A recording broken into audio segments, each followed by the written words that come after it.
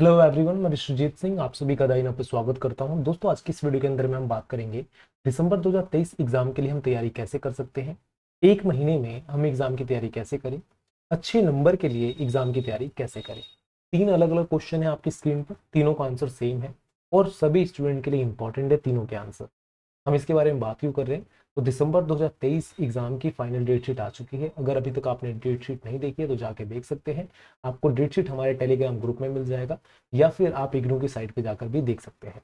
अब यहाँ पे मैं बात करूं कि आज 3 नवंबर है, 3 नवंबर है और 3 नवंबर से एग्जैक्ट एक महीना ऑलमोस्ट बचा हुआ है आपके एग्जाम के लिए। 1 दिसंबर से आपका एग्जाम शुरू हो जाएगा। अब एक महीने के अंदर में आप एग्जाम की तैयारी कैसे कर सकते हो।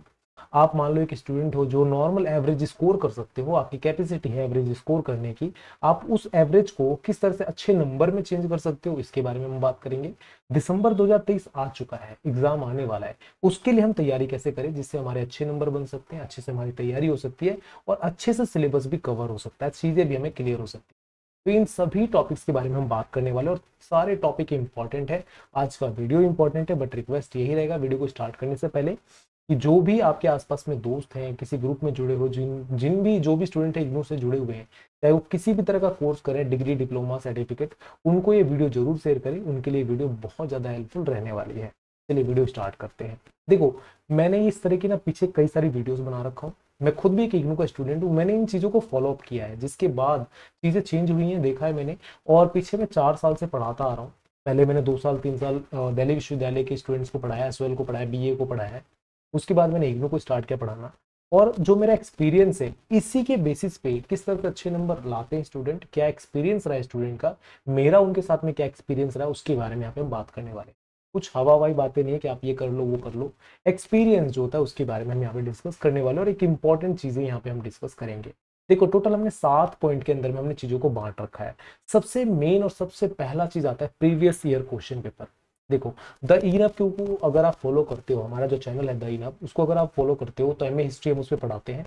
ऑलमोस्ट 500 से ज्यादा वीडियो एमए हिस्ट्री की डली हुई है द इनफ के ऊपर में।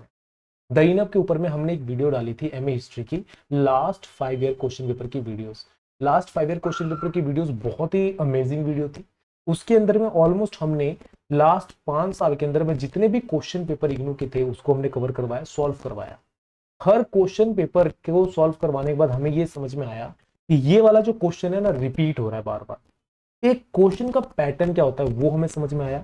देखो, बच्चा माथ कहाँ कहाँ आता है, अगर कोई स्टूडेंट एग्जाम देने गया ना, कहाँ पर उसको प्रॉब्लम होता है, कहाँ पर वो फेस करता है प्रॉब्लम। उसने किसी चैप्टर को बहुत अच्छे से स्टडी कर रखा है, बहुत रट रखा है, पूरा एकदम क्लियर है, एकदम क्रिस्टल क्लियर है, पर वो कंफ्यूज हो जाता है कहाँ पर, जब उसको क्वेश्चन ही समझ में नहीं आया। अगर उसे क्वेश्चन पेपर ही समझ में नहीं आ रहा, क्वेश्चन का पैटर्न ही समझ में नहीं आ रहा, तो सॉल्व क्या करेगा, आंसर क्या लिखेगा। तो प्रीवियस ईयर क्वेश्चन पेपर आपको क्या देता है ताकत, आपको क्वेश्चन का पैटर्न समझने में हेल्प करता है। देखो, इस बार ये वाला क्वेश्चन है इस तरीके से पूछा गया था, अगली बार इस तरीके से पूछा गया। फॉर एग्जाम्पल, मैंने ये वाला एग्जाम्पल कई बार दिया है। अगर क्वेश्चन बनकर आ जाए कि रसिया क्रांति क्या था, रूसी क्रांति क्या है, तो आप समझ में आ गया कि अच्छा, रूस की क्रांति के बारे में बात कर रहा है। पर यहीं पर क्वेश्चन अगर घुमाकर पूछा जाए कि 1917 की क्रांति के बारे में बात कीजिए, चर्चा कीजिए, विवेचना कीजिए, अपना उत्तर व्यक्त कीजिए, इस तरह का क्वेश्चन बनकर आ जाता है, तो आप बोलो यार 1917 की क्रांति कौन सी थी। चलो, 1917 की क्रांति भी आपको याद है। अगर पूछ ले कि अक्टूबर की क्रांति कौन सी थी, लाल क्रांति कौन सी थी, खूनी क्रांति कौन सी थी, तब आप कंफ्यूज हो जाओगे। क्योंकि कई बार एक ही क्वेश्चन को अलग अलग नाम से, अलग अलग तरीके से, अलग अलग पैटर्न के साथ में प्रेजेंट किया जाता है, उसके बाद कंफ्यूज होना बनता है। ठीक है, इस तरह का कंफ्यूजन हर बार बनता है क्योंकि हमें क्वेश्चन ही समझ में नहीं आया। और इग्नू के अंदर में जो नंबर ज्यादातर करते हैं ना, कि पूछा गया आम और आपने स्टोरी लिख कर आए इमली की। अगर आप इमली की स्टोरी लिख कर आओगे क्वेश्चन के आम के अंदर में, तो वहां पे नंबर तो मिलेगा नहीं, नंबर कटना ही कटना है। तो ये चीजें यहाँ पे देखी जाती है। तो सबसे मोस्ट इंपॉर्टेंट होता है प्रीवियस ईयर क्वेश्चन पेपर को सॉल्व करना। अगर आपने इसको सॉल्व किया, मैं रिकमेंड करूंगा कि अगर आप एमए हिस्ट्री के स्टूडेंट हो तो हमारे द इनफ के ऊपर में जो लास्ट 5 ईयर की वीडियोस हैं उसको जरूर देखिए। इसको देखने के लिए आपको हमारे द इनफ चैनल को जुड़ना पड़ेगा, ज्वाइन करना पड़ेगा। जुड़ने के बाद आप इन वीडियोस को देख सकते हो, प्रीमियम वीडियोस के अंदर में वो आती हैं वीडियोस। और आप वीडियोस को देखने से पहले ना वहाँ के कमेंट बॉक्स को फॉलो अप करें, कमेंट बॉक्स को देखें किस तरह का एक्सपीरियंस रहा है स्टूडेंट का, क्या उन्होंने उस वीडियो को देखने के बाद मिला है उनको, वो आपको समझ में आएगा। फिर देखें, आपको मजा आएगा, सिलेबस आपका क्लियर होगा। अब देखो प्रीवियस ईयर वीडियो का जो प्रीवियस ईयर क्वेश्चन पेपर है उसकी अगर हम बात करें कि क्या बेनिफिट है, तो अगर आप लास्ट 5 ईयर के क्वेश्चन पेपर को वीडियोस को देखते हो या मतलब लास्ट 5 ईयर के क्वेश्चन पेपर को सॉल्व करते हो, तो इसका बेनिफिट ये रहता है, सबसे पहला बेनिफिट होता है कि आपको क्वेश्चन पेपर का जो पैटर्न है ना वो समझ में आ जाता है कि भैया क्वेश्चन किस तरीके से पूछा जा रहा है और किस तरीके से आगे इन फ्यूचर पूछा जा सकता है, पहला चीज।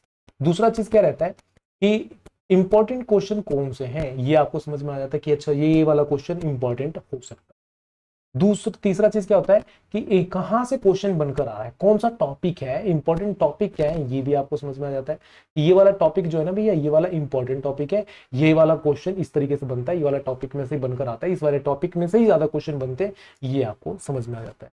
और चौथा चीज क्या समझ में आता है कि मोस्ट रिपीटेड क्वेश्चन कौन से हैं। अच्छा 2 साल ये वाला क्वेश्चन रिपीट हुआ, तीसरे साल रिपीट नहीं हुआ, चौथे साल रिपीट कर रहा है, 5वें साल भी रिपीट कर सकता है, ये आपको समझ में, ठीक है। मोस्ट रिपीटेड क्वेश्चन का लिस्ट आपके पास बनता चला जाता है, जिससे आप ये कह सकते हो ना अगर आपने 5 साल के क्वेश्चन पेपर को स्टडी किया तो आपका जो सिलेबस है वो कवर होता चला जाता है। तो पहला सबसे इंपॉर्टेंट चीज अगर आप 1 महीने के अंदर में तैयारी करने के लिए जा रहे हो तो ये चीजें रहना जरूरी है, ठीक है, समझ में आता है। अब यहाँ पे थोड़ा सा आगे वाले सेकंड पॉइंट को बात करने से पहले थोड़ा सा बेस के बारे में क्लियर करते हैं। स्टूडेंट्स के पास बुक्स होना जरूरी होता है, ठीक है। अब बुक कौन कौन सी चाहिए भैया, इसको करने के लिए बुक्स कौन कौन सी चाहिए आपको, तो फालतू बुक्स की जरूरत नहीं है आपको। अगर आपके पास इग्नू की बुक है तो उसकी जरूरत नहीं पड़ने वाली 1 महीने के अंदर में, क्योंकि जो इग्नू की बुक होती है वो बहुत ज्यादा लेंथी है, आपको टाइम देना पड़ेगा उसको स्टडी करने के लिए। वो स्टूडेंट इग्नू की बुक से स्टडी कर सकते हैं 1 महीने के अंदर में जो स्टार्टिंग से स्टडी करते हुए आ रहे हैं। अगर आप लास्ट टाइम पीरियड पे स्टडी कर रहे हो, 1 महीने के अंदर में स्टडी करने की सोच रहे हो, 1 महीने में पढ़कर अच्छे नंबर लाने की सोच रहे हो, तो वहां पे इग्नू की बुक आपके लिए हेल्पफुल नहीं रहने वाली है। आप क्या कर सकते हो, यूट्यूब वीडियोस का सहारा लीजिए, द इनफ के ऊपर में 500 से ज्यादा वीडियोस है हिस्ट्री के, उसको देख सकते हैं। दूसरे यूट्यूब चैनल्स पे जा सकते हैं, वहां से वीडियोस देख सकते हैं, या फिर अब जो प्राइवेट पब्लिकेशंस की बुक होती है ना, प्राइवेट पब्लिकेशन की बुक उनको ले सकते हैं, उनकी बुक से आपको बहुत हेल्प मिलने वाली है। प्राइवेट पब्लिकेशन के अंदर में कौन कौन से आता है, तो नीरज की आती है, गुली बाबा की आती है, और भी बहुत सारे बुक्स हैं, उनको वहां से आपको हेल्प मिल जाएगी। तो प्राइवेट पब्लिकेशन की बुक में कमियां भी होती हैं, कुछ कमियां क्या होती है, एरर मिस्टेक्स आपको देखने के लिए मिलता है, थोड़ा सा जो लैंग्वेज होता है ना बहुत ज्यादा हल्का होता है हिस्ट्री के स्टूडेंट्स के हिसाब से, बाकी स्टूडेंट्स के हिसाब से। इग्नू की बुक के अकॉर्डिंग देखोगे तो लैंग्वेज हल्का सा हल्का देखने के लिए मिलता है, कमजोर देखने के लिए मिलता है, उसमें प्रॉपर जो एक आंसर राइटिंग लैंग्वेज होना चाहिए ना वो नहीं देखने के लिए मिलता है, थोड़ा सा कमी रहती है। बट लास्ट टाइम पे एक अच्छा ऑप्शन रहता है, आप उसको तैयारी के लिए ले सकते हो। लास्ट 5 ईयर के क्वेश्चन पेपर की अगर आप तैयारी करते हो तो यहाँ पे आपको इंपॉर्टेंट चैप्टर, इंपॉर्टेंट टॉपिक्स ये सब तो क्लियर होते ही होते हैं। आपका जो सिलेबस है ना, 5 पॉइंट आपका जो सिलेबस है वो भी ऑलमोस्ट 90% कवर हो जाता है, ठीक है। तो ये आपका पहला पॉइंट का बेनिफिट था, और उसको किस तरह से स्टडी कर सकते हैं वो मैंने यहाँ पे बता दिया। चलिए हम दूसरे पॉइंट की ओर बढ़ते हैं। दूसरा पॉइंट आता है हमारा सिलेबस। भैया यहाँ पे जब हम लास्ट टाइम पे स्टडी करने के लिए जाते हैं ना, 1 महीना बचा रहता है, तो सबसे पहले हम ढूंढना कोशिश करते हैं कि यार सिलेबस क्या है, कहाँ कहाँ से क्या चीज आ रहा है, कौन सा सिलेबस आ रहा है, कौन सा नहीं आ रहा है, ये हम स्टार्ट करते हैं, ठीक है। तो यहाँ पे सिलेबस क्या है, सिलेबस के बारे में पता कैसे चलेगा, तो इग्नू की साइट पे जाओ, जो भी आप कोर्स कर रहे हो, चाहे एमए हिस्ट्री कर रहे हो, एमए हिंदी कर रहे हो, बीए एमए जो भी कर रहे हो ना व्हाट्सएवर, सबका एक प्रोग्राम गाइड बना होता है कि इस सिलेबस के अंदर में ये चीज आपको पढ़ना है, इस तरह का प्रोग्राम गाइड बना होता है। उस प्रोग्राम गाइड के अंदर में आपका सिलेबस दिया रहता है, आप उस सिलेबस को सबसे पहले स्टडी करो, सिलेबस के अंदर में क्या है वो स्टडी करो। और दूसरा सबसे बेटर बेनिफिट क्या होता है, सबसे मोस्ट बेनिफिट चीज क्या है, थिंक क्या है कि आप प्रीवियस ईयर के क्वेश्चन पेपर को जब देखोगे ना तो आपको उससे आइडिया मिल जाएगा कि बार बार किस यूनिट से, किस ब्लॉक से, किस चैप्टर से क्वेश्चन बनकर आ रहे हैं, किसके इर्द गिर्द पूरा क्वेश्चन पेपर घूम रहा है, पैटर्न क्या बनता है वो आपको समझ में आ जाएगा, जिसके बेसिस पे आपका सिलेबस ऑटोमेटिक कवर होता चला जाता है और आपको समझ में आ जाएगा ये चीजें हैं। अब देखो एमए हिस्ट्री का मैंने अभी थोड़ी देर पहले वीडियो बनाया था जिसके अंदर मैंने बताया कि 28 चैप्टर है, ठीक है, 28 चैप्टर है एमएचआई 101 105 के अंदर में, ठीक है। अब 28 चैप्टर है तो ये जरूरत हो ना तो 28 चैप्टर के क्वेश्चन आएंगे, बिल्कुल भी नहीं। आना तो एग्जाम में टोटल 10 ही क्वेश्चन है, 10 में से करना सिर्फ हमें 5 ही है। अब हमें पता कैसे चले कि भैया कौन सा 5 चैप्टर में से आना है, तो उसके लिए बेटर क्या है कि आप पीछे के जो एक्सपीरियंस है ना, पीछे के क्वेश्चन पेपर को सॉल्व किया आपने, उसको देखा, उसके बेसिस पे आपको पता चलेगा, ठीक है, किस हिसाब से पैटर्न पूछा जा रहा है उसके हिसाब से पता चलेगा क्वेश्चन पूछने का पैटर्न क्या है। कई बार क्या क्या होता है कि एक क्वेश्चन के अंदर में 2-2 3-3 चैप्टर कवर हो जाते हैं। फॉर एग्जाम्पल अगर मैं एक क्वेश्चन बताऊं कि मौर्य साम्राज्य की आर्थिक और राजनीतिक गतिविधियों के ऊपर में प्रकाश डालिए, ठीक है, किस प्रकार से आर्थिक, राजनीतिक या सांस्कृतिक या फिर सैन्य गतिविधियां हुई उसके ऊपर मैं प्रकाश डाली। अब यहाँ पे ना 3 अलग अलग टॉपिक थे, 4 अलग अलग टॉपिक थे, उसको हमने एक ही क्वेश्चन में कवर किया। यहाँ पे हमने आर्थिक गतिविधियों का अलग से टॉपिक आता है हिस्ट्री के अंदर पढ़ने के लिए, उसको भी हमने कवर कर दिया। राजनीतिक गतिविधियों का अलग से आता है, उसको भी हमने कवर कर दिया। सांस्कृतिक या सैन्य गतिविधियों का अलग से आता है, उसको भी हमने यहाँ पे कवर कर दिया। तो एक क्वेश्चन 5 टॉपिक कवर। तो कई बार इस तरह के क्वेश्चन भी आपको टारगेट करने होते हैं और इस तरह के क्वेश्चन को भी समझने की कोशिश करना होता है। तो सबसे पहले सिलेबस को कैसे समझ सकते हो, या फिर प्रोग्राम गाइड डाउनलोड कर लो, वहां से समझ लो, या फिर आप पीछे के जो चैप्टर से जो प्रीवियस क्वेश्चन पेपर है उससे आप अंदाजा लगा सकते हो कि क्या सिलेबस है आपका, किस तरीके से पैटर्न है, कहाँ से क्वेश्चन बनकर आता है, वो समझ में आ जाएगा। और उससे भी बेटर क्या है, अगर आप वो भी नहीं कर पा रहे, ये भी चीजें नहीं हो पा रही है, तो एक रफ रीडिंग होता है कि हाँ ये वाला पैटर्न है, इस तरीके से आगे चलना है। तो रफ रीडिंग की सहायता से आपको सिलेबस का अंदाजा लगता चला जाता है। तो आपको टारगेट ये लेके चलना है कि सिलेबस कवर करना है, ऐसा कभी नहीं करना है। सिलेबस कवर करने का ना लास्ट 1 महीने के अंदर में कभी भी टारगेट मत लेके चलो कि आप सिलेबस कवर करके एकदम अच्छे नंबर लेकर आओगे, कभी नहीं। सिलेबस कवर करके ना लास्ट 1 महीने के अंदर में अच्छे नंबर नहीं आ सकते हैं, ये गलत फहमी होती है स्टूडेंट्स की। आपको करना क्या है, आप जो भी चैप्टर पढ़ रहे हो ना, अगर चैप्टर इंपॉर्टेंट है तो उस पर आपको 100% आपको देना है कि अगर इस चैप्टर में से क्वेश्चन बनकर आता है ना तो वो क्वेश्चन आपसे नहीं छूटना है। उस क्वेश्चन में अगर 20 नंबर का क्वेश्चन है तो एटलीस्ट आपको 18 नंबर देके जाए, ये आपको टारगेट लेके चलना है। अगर 18 नंबर का टारगेट है ना तो आपके अच्छे नंबर बनने वाले हैं, कहीं नहीं जा रहे, 80+ आपके नाम से बन जाएंगे।